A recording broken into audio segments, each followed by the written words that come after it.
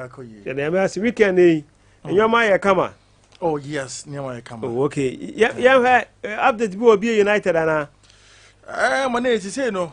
Timmy Day prepare with Rocky. Oh, okay. Rocky Day prepare team. Now, next, Fisher special said about Features never call Congress. Oh, okay, after Congress, so was July Congress. Okay. And the Congress on I be who data, official data, a rebel. Nice to see promotion. Rocky Asha say it's obey recruitment for Frana. Oh, yes, also be recruiting new players. But the last season being at a team name problems, until this time also be recruiting new players. And I see I say take over and then others and so more case. On person with the team no. E call a ya himfie. Na afede say himfie na e de opetim akwa gye free. Sansan sem na kwese say. Mane no so guso a ekoso na afekọ na jana so gidigidi pa. Yes, afe na jana so omo pese omo take over no. Ye ne ba ko kasa na kosa na Kofi Asare. Na kosa ne dia ma. Say na kosa. Na kosa which is kutiri also na dey na Kofi Asare and I am Sarans for the entry and ya Frempon and I Yura Kubaji any others oh okay omona omo he say the team no be kwa himfie na sisi say no we hear team na but the last time na ya Frempon any others na no kasa ye no any kuti mu nyina say omo ngi team ni free rocking sim but on be say omode koma eye nananom na ase we dey ase money omo kan because me ne kutiri kasa ndo kan ya no o sit dom ana mo peso mutu no e be boroki kra because e be maroki no anya a strong backup e bi kwa na no kofo be mana be kan no kan ba kono so no e be strong because unim say na sa enye dedodo my name is Rocky we have for you know Rocky the management in his uncle for no it was asem omo ken ko fa omo ken dedodo because ye the common and we say Kim na ka say okay mo de abaya mo de ade ebre ya wo ha na mbeje ye ya kan so age ya ade ya nka say pepe we we ni pa kra pese de mana ayaka adwuma na si I don't need to see a no. But you say in the tennis, Kuti na kosa mo say, say pa de team no moje e da kwa himfie. Na on so mo ni mpefo hia which is na kobinom any rokinum hia na amicably nti ase nya adwuma omo de be court. O say omo de be court. And ndo amenya na nti e bi say omo say be United a registration kwa na expire ne. Yeah. Mintu so makọ renew ana na say no ham na ko renew ana na say renew one dey na ko bi ni roki mu de omu ko renewal no asat now de omu renew hwe but one more am pese omu ji team no ko ahemfie no and pese omu kire say even team no kra no ye ka say obi de no sa ni pa ko na nkata mu ni nkwa ye say ni de no ono ne nkata no kra wu dada nkata na wu who say like the last one we to make check kwa no na kabe 10,000 that one say na make renew be united bobo license no but say renewal there so okaso ko renewal obeju renewal yes on say renew on say two on say club na nkasa no na renewal no I don't know very now registered general department. Okay. I don't know I say a limited liability. I don't know be din the womb. Yeah. If I say me father, me fee and I'm me time. Okay, me din the womb, me majapade. And ajapade no so no. A san join association be. Association the Ghana Football Association. Nti Kano wa hefa. And they say Kano lances now. License now because GF honey dey afibia one renew one tria inti GF on license na ewu ana dey na ewu participation fee na ewu ana we say general ho na ewu ana we say general ho na ewu no say ewu say so mo pesca renew no participation fee ni dey sa GF honey dey na afibia odhua I don't know one tria because our license work friends we registration na ewu a it's a matter of renew it yes ebia na yearly no since omo year no ebia 5 years ago and say because I think say major mabere so na still na ko bi na no so yeah say that time no more renew until meaning say 5 years no omutu ase bosome and I say year bi omutu ase because there's I don't know say year bi 2000 say 2000 na 5 years there then we do the 10,000 say renewal no we have to find out say limited liability o renewal saying so that Yeah, the last talk I says 10,000, but then I just say no correct. The point is, you must say so limited liability. Oko renew a saying what I say 2,000 a year. Never say 5 years when we renew there, and I say no more omudika. And I say 10 years no more renew. Even month be an crown 1,000 krana. Meaning in some normal kind of we yes I most more find out say limited liability saying so that the more can we based on argument I was okay now no and promote the cabe 10,000 plus so when they could renew na but for now no dey omo many abrese kwan bia so omo dey twin be kwan fie okay no but the question I maybe say no I don't know say be omo dey kan call na no no kasa oh say na no aka chon say dey ho nipa now o omo di enim no se ba ko ye hene omo take over for no anakosa yeah ba ye hene ntie bia na afo you no o new town brand hene yes nti e bia na nanum bi edi nkomo a omo susu se mo de ba ye beji nti no yoma because ono na nim ahemfie nsem current management of Be United nso no na papa ne Sunyani konte hene ono so say pen koma wodi no nanom nya o madwen se omo je football club bia se in case club ne se bofo kodu ya na ohia moy se bofo ko ahemfie nanom boy I remember 10,000 Ghana cedi after so omo win by omo qualify nanom the envelope 10,000 Ghana cedi ma bofo and what you know omo san yi nipa ono no eye part of management ni say omo channel omo grievances omo problem bi omo no enfan ono no so which na nani fa hene enfan no so enko na hima ho nti like I infer ready so omo club ni say club no 2 point but say club no omo be je club na nkasa say ya team no eye Sunyani mind dia ahemfie die no and then for now no I may not mean yes sure so na no ma see I say no me from 4 wise men yeah and others say almost team no Rocky and be manage but omo de kwa ahemfie ye dura almost but omo ka say so say dura ahemfie na nam na be dane ama nipa no na almost omo dane ma nipa na say that be obi abeje obekwa ahemfie no akwaje sa na ehu say team no emuwa yedu aha but the big question is ekodi ahemfie na ye be dane ama Rock in the management in the back na no say a question to okay fara yenkwe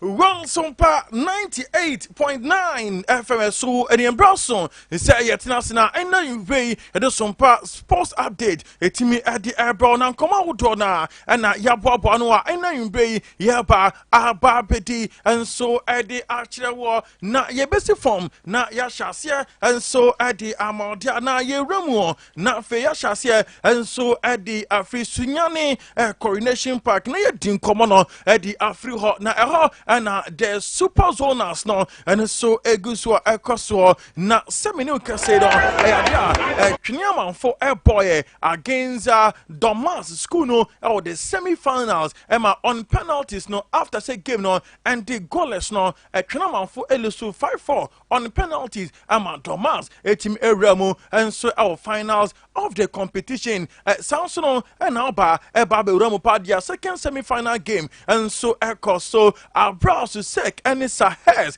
and so at the Ebony ma and also no Sahes team no 18 ahead of Susek at yourself for now no near Matimato Dean at the Ama Sahes team no and tis a sia no finals no Babe Uramu and no and I just saying Domas and Sahes at the Belbani na fe yahu super zonas no hwan and ono no what me arene at the asi ne nan so just no and so any dia efru ho eba ende no ye dia onko woni bi and so etimi at the adan wo on Sompa 98.9 FM so and super zonas no kakra efru ho and so aba be ramu and na First Vision Enterprise min cancho says a sold and after installation of CCTV camera padia a First Vision Enterprise and a meeting one dance here at the Archer Wall. Now we know what then was a wako here say utiminya electric fence at the Gusua a First Vision Enterprise and I make come for and so at the Amawan now and what you crown hotel banks no more networking system ni no a First Vision Enterprise and 8 million and so at the amago na area 1 na yewo obetima friend on 0243 007120 0243 7120 and answer 020-9825-777 na First Star Vision Enterprise ajo so ni aboa ama ni amanso no atimi atodin ede amao na yeguso a enso ewo Sunyani Coronation Park na fe ya resident kobono enso esi ekopadia ende no na chese oba eba be ramu padia ade apanyin pa ba ko enso etimi ewramo ekokoye donation o Sunyani Coronation Park ni nano at the Efa dressing room yehwen anso se yebetima si na afi ni amanso no atimi atodin at the ama yen na no ana papa ba ko na chese ne abre na opese opre Our Sunyani is our NDC Dimu and Cheye and Okoko Ramu despite say Said Mubarak and so on etim edin kunim el hot by ni nature on also boa and so say Ninano on also etimamuni na our chroma na at the fair be say so na ya boy homodin and so say yebetimasi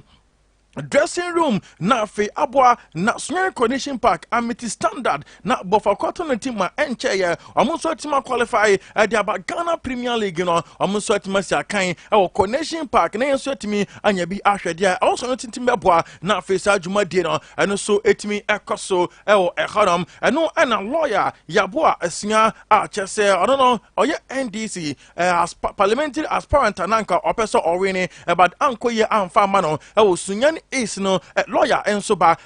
boy 50 bags of cement just say on no etimi ediba babe tai jumadi na chi anyone and say no ebetimi atodin ewo ehono na yekoko wura no odensem bi editu dwa abra jumadi no and so etimi ekoso donate 50 bags of cement and so adema one ma woye juman and so Sunyani Coronation Park no RSDO just say no ewo kroma kwami Poku Foster and so ejina authority na nemu etimi sa achede no and so ewo honom na oja achede no wie no odin 70 bi etimi edi etudwa na yenten 70 bi a Kwame Poku Foster RSDO achesaron and so ewo kroma no edi etudwa abrajumadi no and so etimi ekoso a donation of 50 bags of cement and so timi eba bewuramu Say yes, so no 50 bags. Tino, and now by Pese, Midugo, Etro. Now, so who said, Union Kumano, and moi, de bois, a year to my dear Ecoso, Ewo, Coronation Park. No. Now, so if you are Doka, a moment, what Timaka and Sebi, Ashumu and crying. Serapaya, Moso, Mabam Emu. Minim se ni ye nti no mo ye nyina penti no mo so motum ho asi wo se dwade we no ye behwe na ya ye ama bibia akoso kama right from day one. In fact, I don't even know what to say. I will come the bar I haven't been adwuma no. In fact, na ajinsem and no I say me no mo ani over 30 people.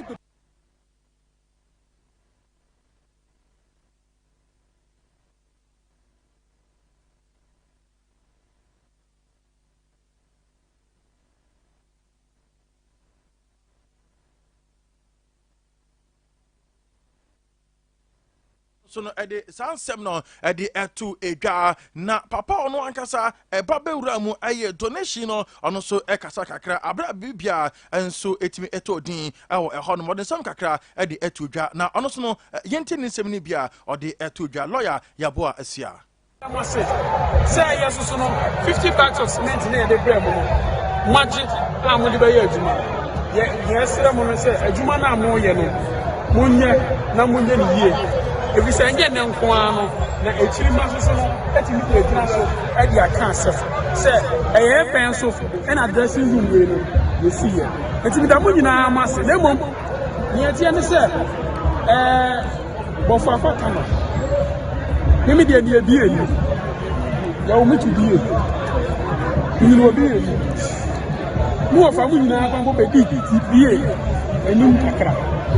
na bo fa fa kan no eso ye busia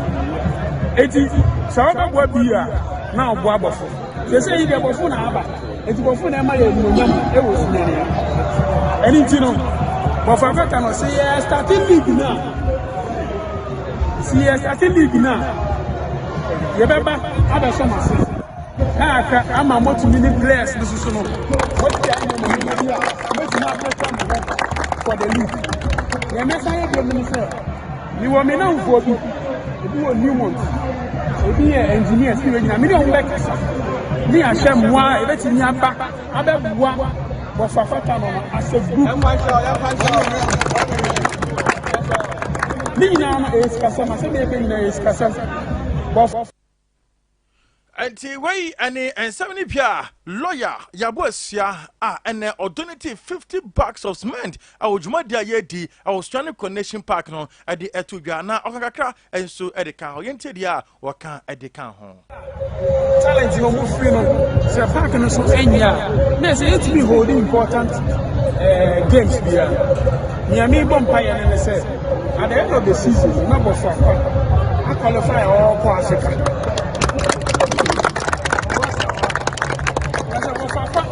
Africa. You say, yes, as a back. I'm a young man, be up to CAF standard. I'm here to CAFs, whether configuration and our challenge your move free.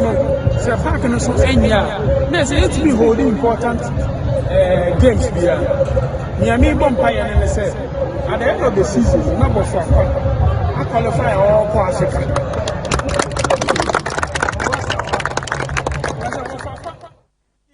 A lawyer, Yabuasia, and alternative $50 of cement at the Emma Sunyani Connection Park dressing room. Yes, you know, and Oten and Castle ordering 70p at the Etuga, Nanyon,